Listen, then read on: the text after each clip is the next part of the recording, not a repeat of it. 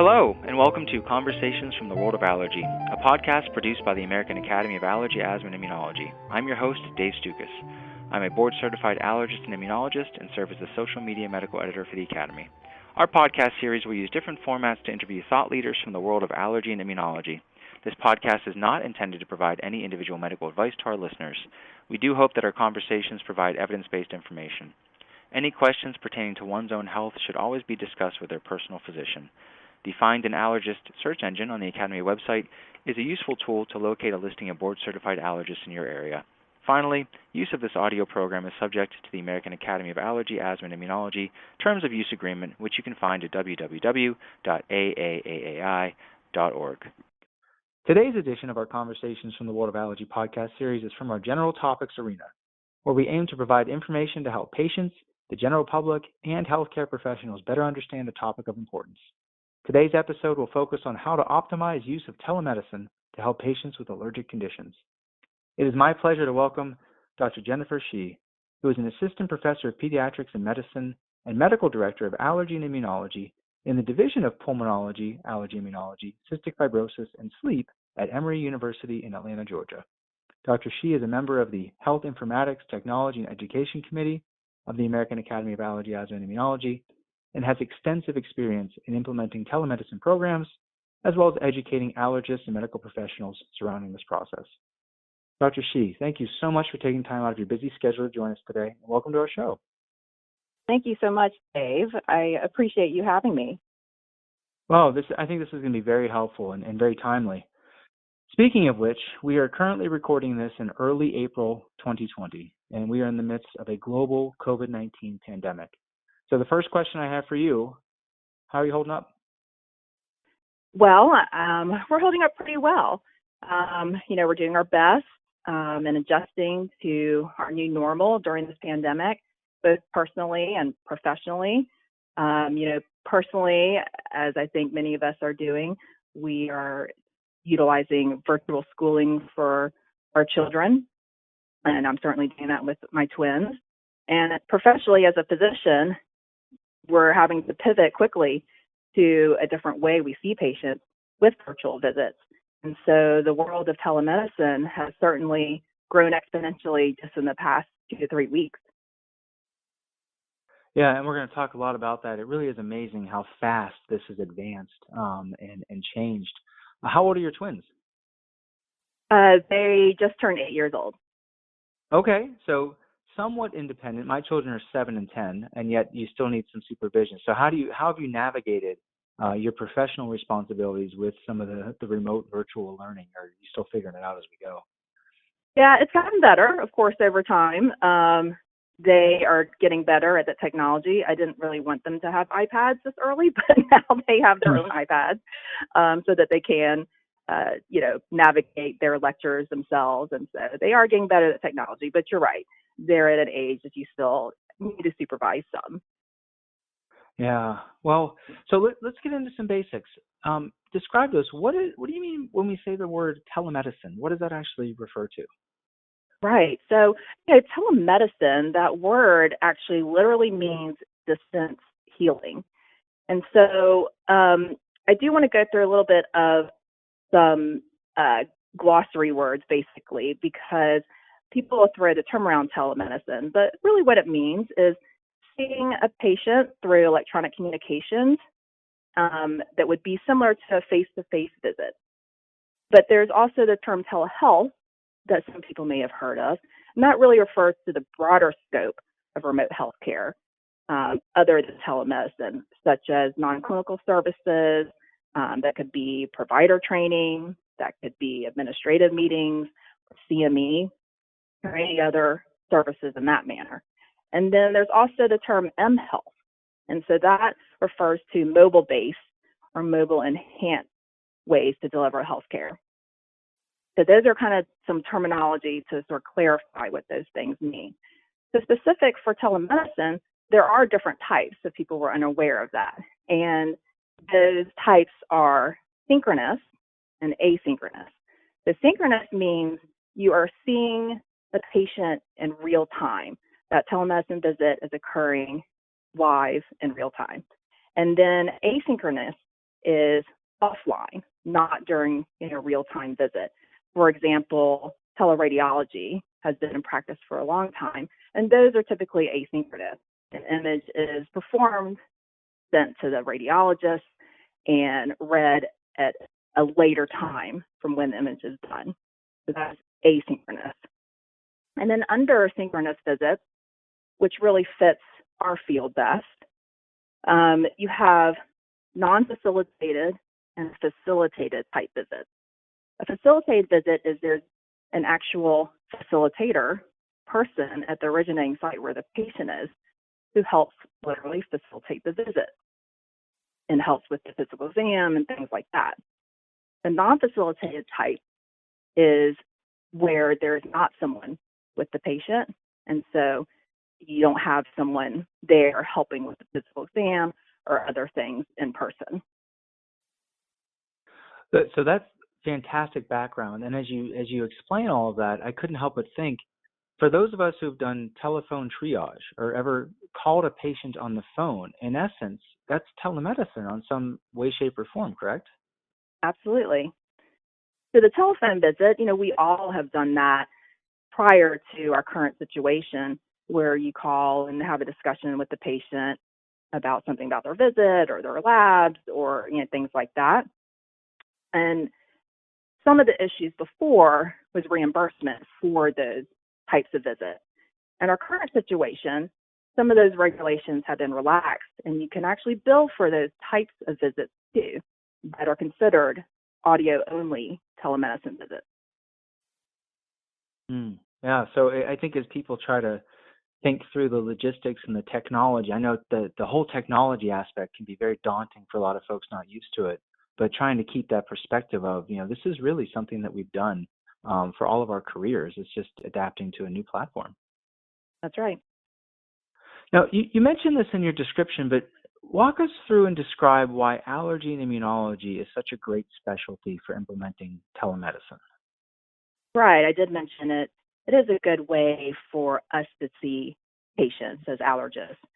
So, a lot of our field is consultative, especially in immunology. A large portion of that is consultative. So that works quite well for a telemedicine type of visit. And additionally, you can also utilize peripheral devices. So if you want spirometry, there are peripheral devices available for that. The other way to do it would be to order a PST at the local hospital or somewhere else that they could get prior to your visit, and then you could review those results with them as well. You could also do the same thing, which is what I do in my telemedicine clinic, is to order allergen sensitivities via the lab and then go over those in that manner. And actually, there was an article that did skin testing, because you think I can't do skin testing via telemedicine. But in May of 2018, there was a paper on doing penicillin testing via telemedicine.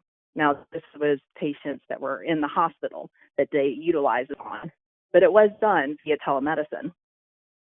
So there are ways to do that potentially within our field. And I think that it's also great because it offers convenience for our patients, which a lot of them want. It can offer lower overhead for the physician's practice, and it gives access to patients as well who may not be able to drive a long distance to see you. So it kind of expands your patient population. And then, of course, in our current state, it's really a necessity for safety right now. Yeah, I think that's a great point. The last one about we've been forced to adopt a lot of these measures. That's fantastic. I agree. There's so many aspects to our specialty. Plus the other, we know these patients for years and years and years because they have these chronic conditions. And this is a great way to kind of just follow up with them and touch base and see if we can provide any assistance if things flare up. Now, what are some of the challenges that any medical provider faces when they're, initially setting up a telemedicine program? Right. Well, prior to our current pandemic, there were a lot of regulations and issues with reimbursement that varied state to state. Also, what I found was people kind of had an aversion to committing to a particular telemedicine platform and having that sort of commitment in their practice if they weren't sure they were going to like it or not. And so that was also a barrier that I would see as I, would give talks around the country and stuff too, and get questions back during those talks. And so currently, though, with this landscape that we have now, with the drastic changes that have occurred, I think it was Albert Einstein who said, necessity is the mother of all invention. And so here we are now. We have this necessity to see patients in a different manner. And so, many of us that are active in the telemedicine world have always talked about it being an innovative disruptor. And it truly is. And it will be interesting to see after all of this pandemic where this goes, because it seems it will forever change the way we practice medicine, kind of like the new house call. And so now in this time, a lot of those barriers that we had before have been relaxed. And, they say it's during this emergent time, but it'll be interesting to see how much of it stays around after the pandemic. Absolutely. And speaking of the pandemic, how has this really, forced us to rapidly evolve to telemedicine? You mentioned the safety aspect, but how can telemedicine really help with that aspect of things? Well, again, before the pandemic and this need now for social distancing, there's a lot of interest there, but not a lot of allergists specifically actually doing it. In fact, JAMA put out an article in January 2019 that showed only 6.1% of allergists were actually performing telemedicine. So again, that necessity during this pandemic has forced physicians to pivot quickly and see these patients in a different way and having that acceptance that has been born out of this necessity. And it's interesting to see after this, what will happen. I have talked to a few people around the country just to see how things are going. And even one of Dr. Mehta, who is in New Orleans, who I am friends with, he was already utilizing telemedicine within her practice prior to the pandemic, but she even had to pivot and change her flow of her practice, during the pandemic and the way she was doing her telemedicine too. So that's been a big change for her and maybe taking a little more time than she expected as well. And then in our own academic practice, I was the only one in our group performing telemedicine, but we've even changed the way we're doing that. So we are utilizing another platform on the adult side, and then starting a new platform on the ped side actually this week. So, even if people were already doing telemedicine, they've had to change the way their flow is and the way they're performing clinic. How long have you personally been using telemedicine for patient care? I started in about 3 years ago, and I started the clinic really more for access, because I see my patients in that particular clinic that are in rural areas of Georgia. Okay, that makes a lot of sense for those rural areas to improve their access to care. Right, exactly. As we get patients up to speed as well, because there's two sides of this. Let's pretend that you're a patient whose physician has switched to telemedicine. What are some of the key elements that they should be doing to prepare for their visit? Yeah, great question. And interestingly enough, I had my first telemedicine visit as the patient this morning. So it actually went very smoothly. They did a great job, and they just started performing telemedicine during this time. They had not been doing telemedicine before. But things that are important for the patient to remember is that you want to think about some of this before the actual appointment. Do you want to think about what device are you going to use? Are you going to use your smartphone, a laptop, desktop computer or a tablet? And then what type of device is it? Is it PC, Apple, Android? Because some platforms don't work with certain types of devices. And so that's something to really think about and let your provider know ahead of time.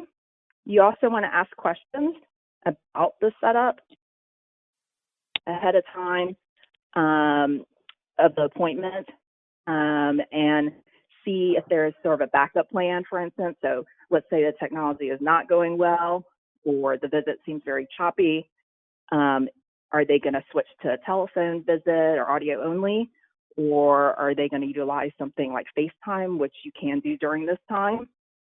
You also want to make sure you have a contact phone number for if there is an issue, so that you're not, just lost if the call drops or the visit drops. You want to be able to contact somebody with problems. I think it's also important for a patient to fill out any paperwork that's sent to you ahead of time, because it'll make the visit go more smoothly if you fill that out ahead of time. Also, the way a lot of people are performing telemedicine during this pandemic is that they, you're not coming in and seeing a medical assistant who's taking your vitals.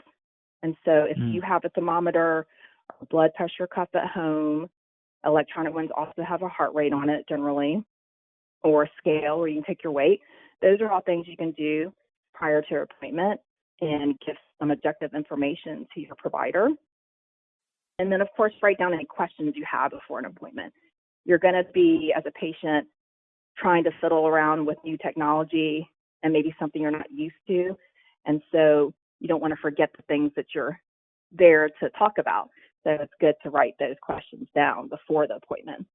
And then one thing that I've heard from other allergists during this time that are utilizing telemedicine is that it's important to let the patient know that this is like a face-to-face visit, and so you will still have a copay, and that may also be the case for a telephone visit. So I think having an upfront expectation for the patients and the patients to understand that is important as well. And then have fun. And you've been, that's the other thing. Oh yeah, I like that. Have fun. Yeah. Do you recommend being in a well-lit, sort of quiet area of the home or wherever they are as well? Sure, of course. You want to be in a place that you can actually hear your provider giving you instructions and the visit, and not have a lot of distractions in the background, if possible, because it'll go better that way. You mentioned you've been doing this for a few years now. Do you have any, like, a frequently asked question document or sort of prep work that you offer to patients before that sort of summarizes some of these different issues, or how do you handle that with new patients? Well, I do think that that's something important to have. We have a consent ahead of time. They get a letter talking about what the visit will be like. For mine, because of my state regulations prior to this pandemic, we had facilitated visits only. Then, now we don't, but then we did.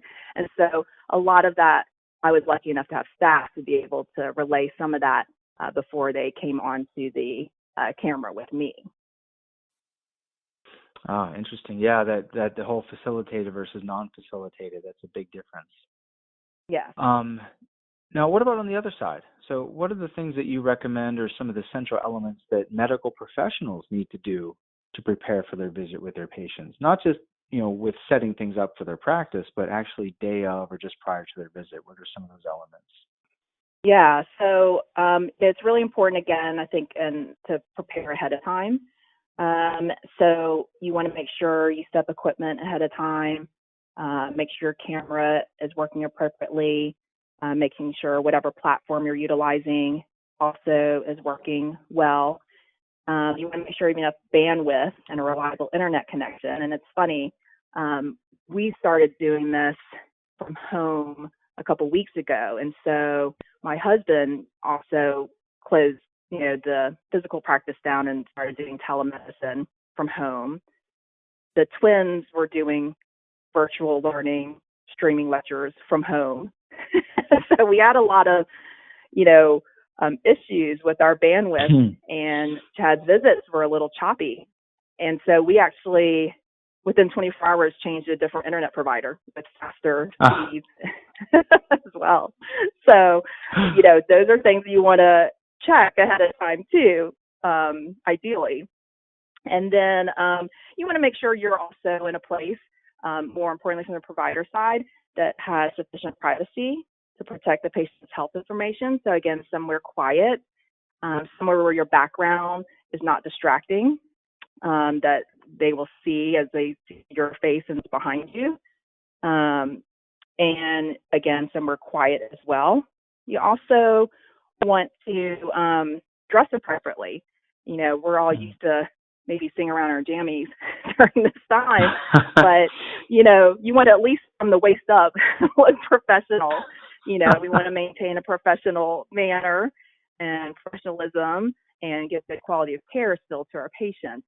And I think, sometimes you get lulled into, the being at home kind of thing, but you do want to make sure you are dressed, appropriately as well. And I do say that you want to be cognizant of setting your camera up at the height of your eye level, because when you're looking at the screen, essentially, or maybe not totally looking at the screen because you're typing at the same time, if it's at eye level, it still appears on the other side that you're having eye contact with the patient. And so I think that's important, and a small detail that will still make the patient feel connected to you. And so that's something you can do with your camera when you're utilizing it.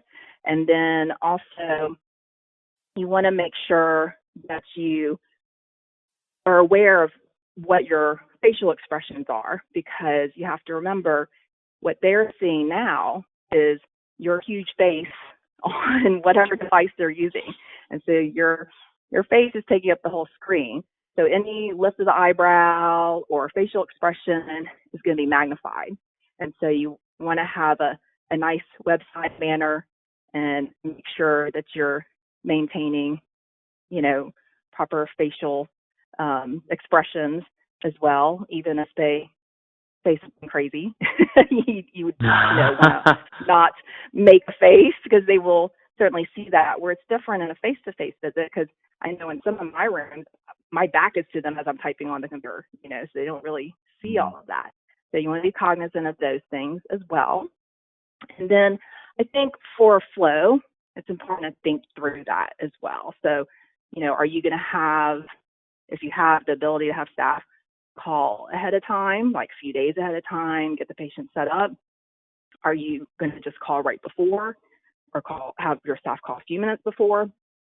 Are you going to have them obtain some vital signs with home devices that the patient may have, or get other information like the medications and that kind of thing, and allergies before you come on to the screen? Those are all things to think about within your flow as well. And then again, too, have fun with it. Those are fantastic tips. Just the practical aspect of these things that you don't think about when you're just kind of getting in the rhythm of things or setting it up initially. So I really appreciate you sharing that with all of us. I learned a lot just by hearing you talk about that. That's great. Now that you sort of set the stage and you've given us wonderful background about what telemedicine is and what the patients need to think about on their end and the providers need to think about on their end, let's pretend that you're, conducting a typical telemedicine visit with a patient who has asthma. What would that look like?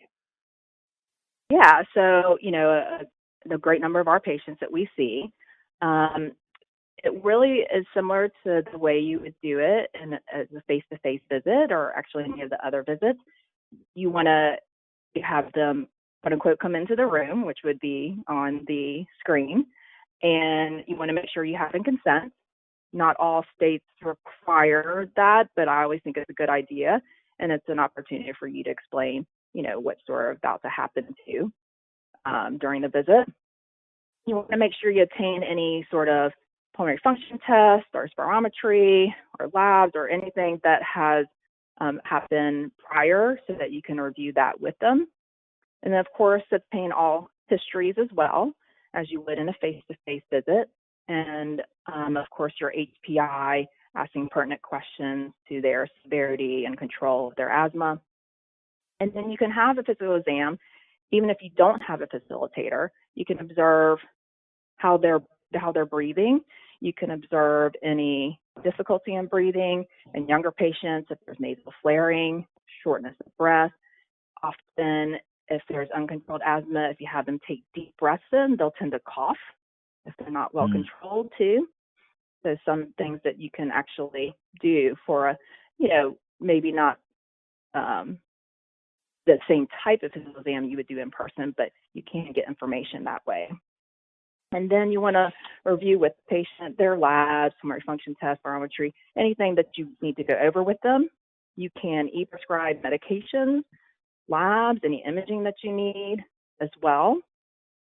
You can also, if you don't have the ability and what you're utilizing e-prescribe, you can always do old-fashioned calling or paper orders that you can mail the patient as well. And then you want to review the treatment plan and discharge instructions as you would in a face-to-face visit, including a follow-up appointment and include an asthma action plan as well. And then you'll document all of that just as you would in a face-to-face visit. And most of us are utilizing an EMR, and that's where you would document that as well.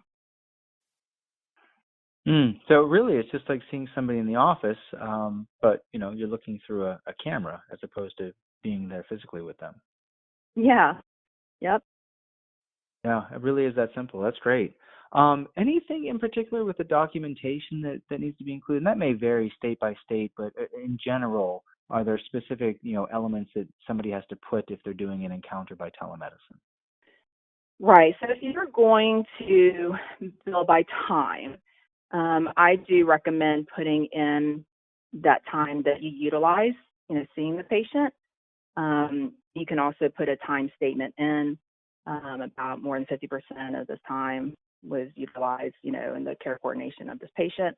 Something in that manner is also helpful when you go to bill if you're billing by the time only.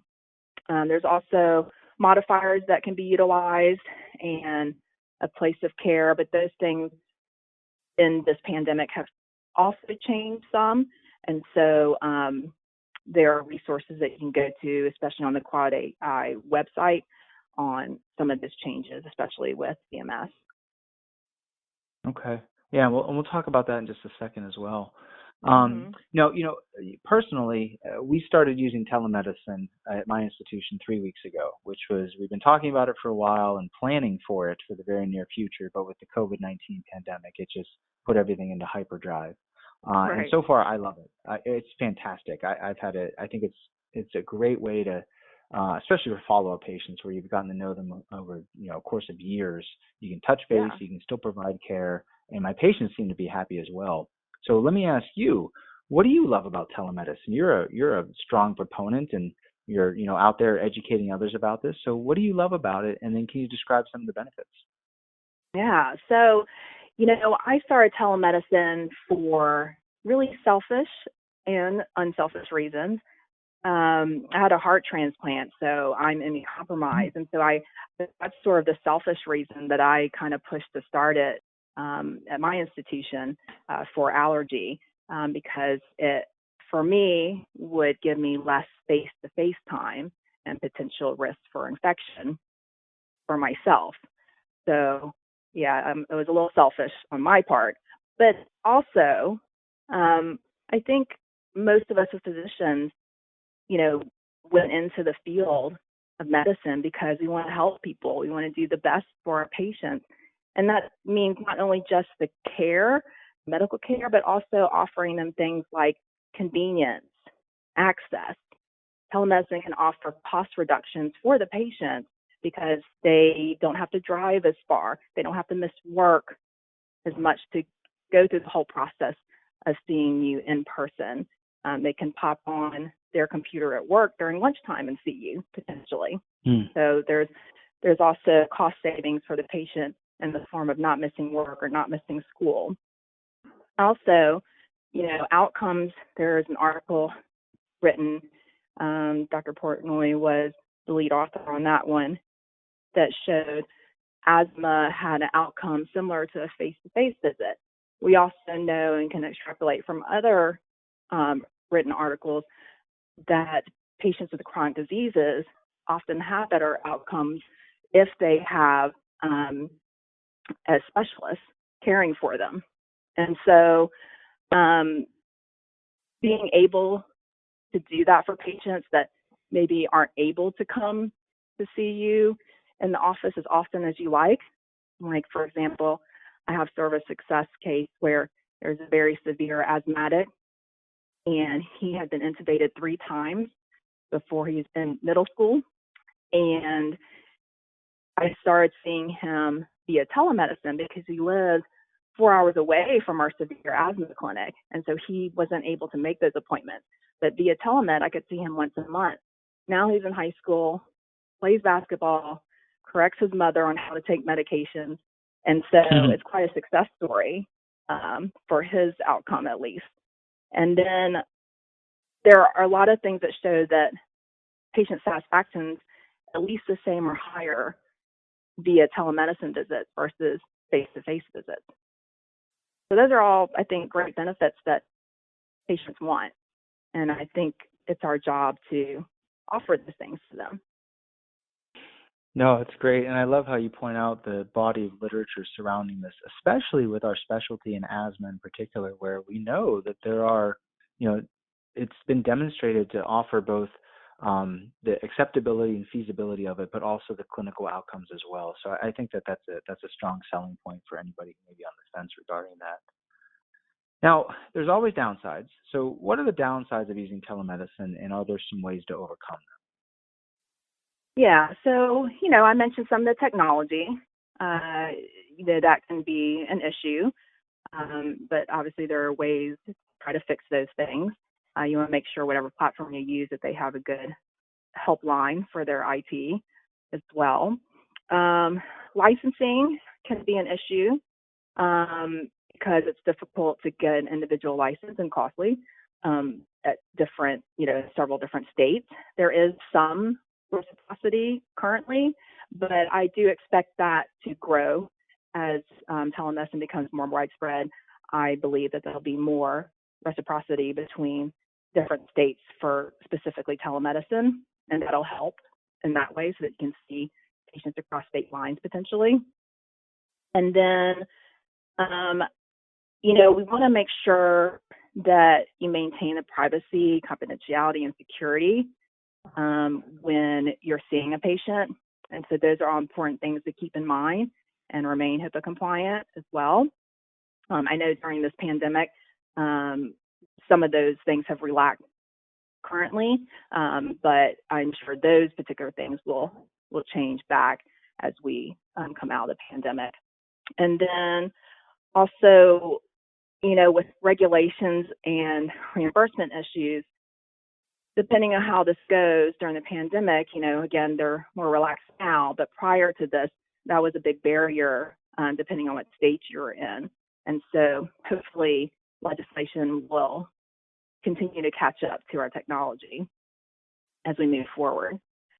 And then another thing that's, I think, concerning for some people is sort of that physician-patient relationship, that maybe some people feel they won't be able to maintain that well over an electronic device.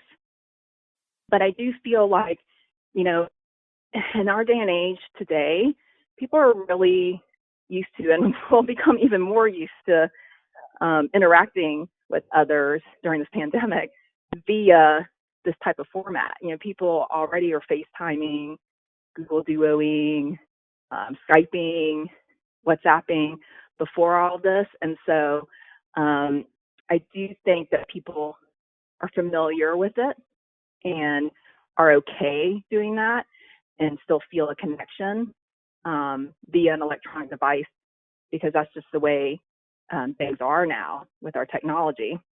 And so I think it's important, though, to continue to, have that relationship, even though it's through an electronic device, as the physician, and always, of course, maintain our quality of care that we want to for our field. No, absolutely. And, I've noticed it's interesting, some of my adolescent patients, in the office setting, teens today are really not used to having, direct eye contact and personal conversations. They interact by texting and, all their social media apps and things like that. But they seem more comfortable when I talk to them on the computer and through video than sometimes in the office setting. You go to the office and it's a sterile environment, and you're sitting in a cold waiting room, and you're just, sitting there with nothing to do while you wait for the doctor to walk in. But it seems like some people may actually do a lot better with this format and just open up even more. Yeah, I agree. I mean, I think that my, teenage patients as well, they're more comfortable with this way of seeing them. I even give them high fives over the camera. Put my hand to the camera as a high five, and they'll walk over to the screen and, do the same. So, yeah, I mean, they I think are more comfortable than us older allergists, are at interacting in this way. Yeah, that's great. Now, I know there's a caveat of this is a rapidly evolving situation in regards to reimbursement and coding and billing and things like that.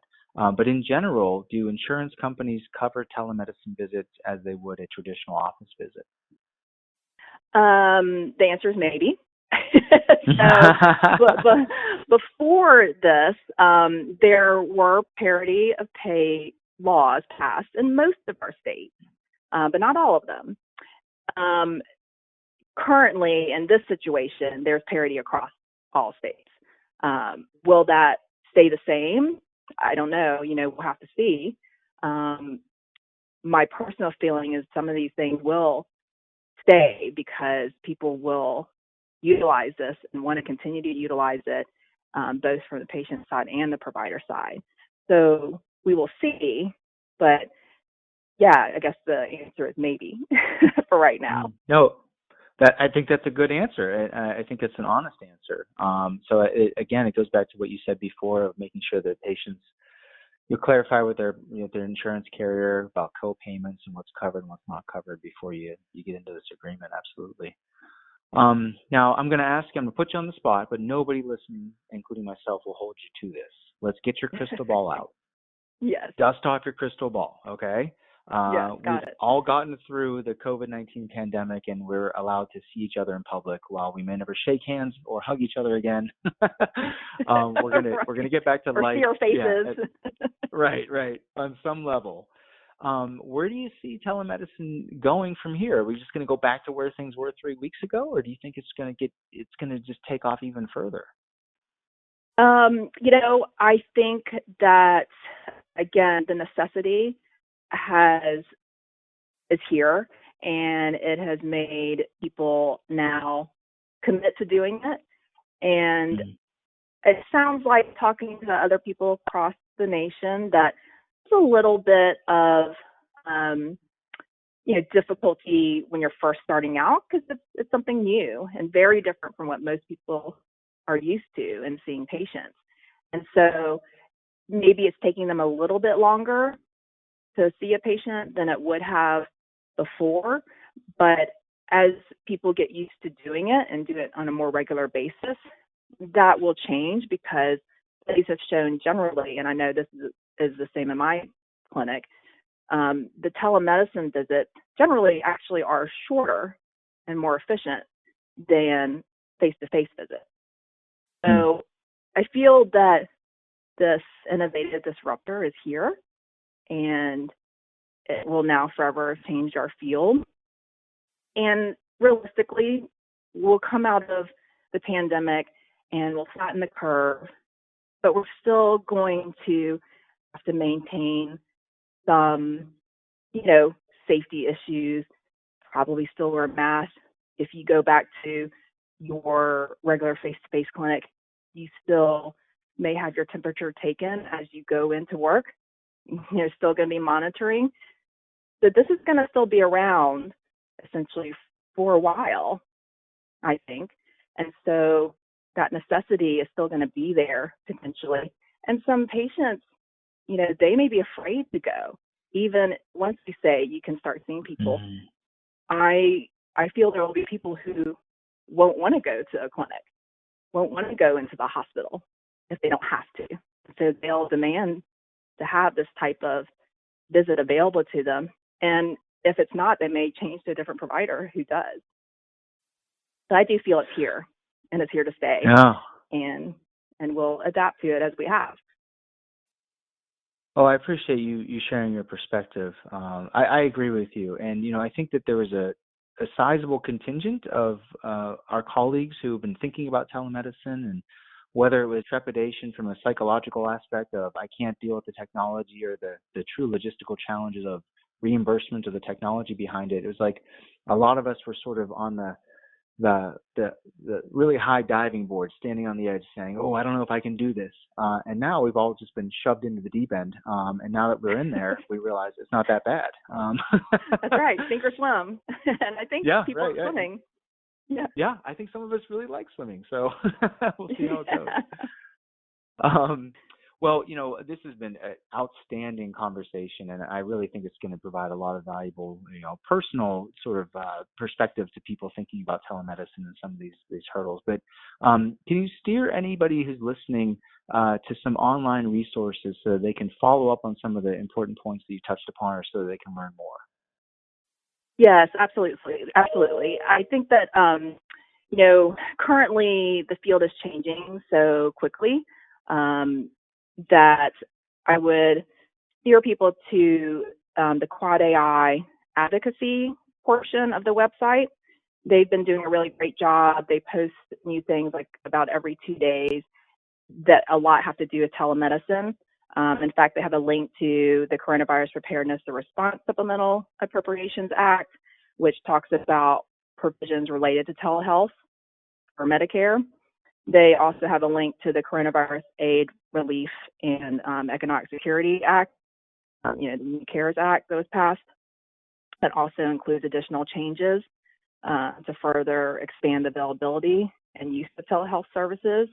So those are some examples they have on there that I think are very important for what you can do regulation-wise, as well as reimbursement.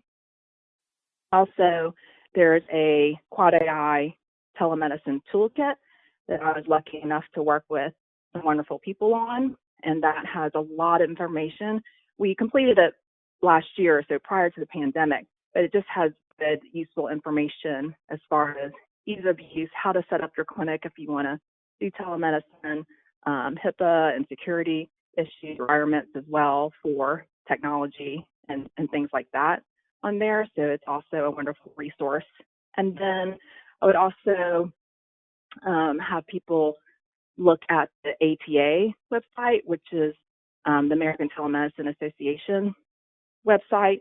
It's kind of the national group for telemedicine, and that's at www.americantelemed.org. That's great. And from my standpoint, the telemedicine toolkit that you and your colleagues put together is outstanding. It is just a comprehensive, well-designed, easy to navigate resource. It really is. And I would encourage anybody listening. We'll put links in the show notes as well.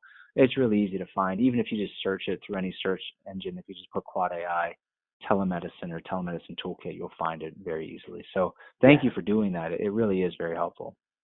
Yeah, everyone did a great job on that. Yeah, absolutely. Well, I want to be respectful of your time, and this has been an outstanding conversation, and thank you again for taking the time to join us today. Do you have any last thoughts you'd like to share before we depart?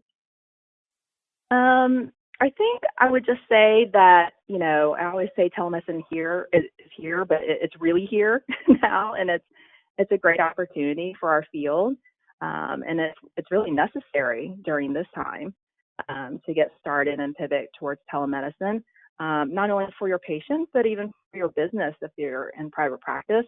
We're really lucky to even have this ability to continue to help our patients and still see patients during this unprecedented time. Well said. We're lucky to have this ability. I like that a lot. Dr. Shih, thank you so much for joining us today. Thank you so much for having me. We hope today's episode was helpful. Please visit www.aaai.org for show notes and any pertinent links from today's conversation.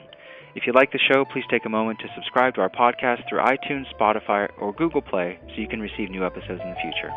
Thank you again for listening.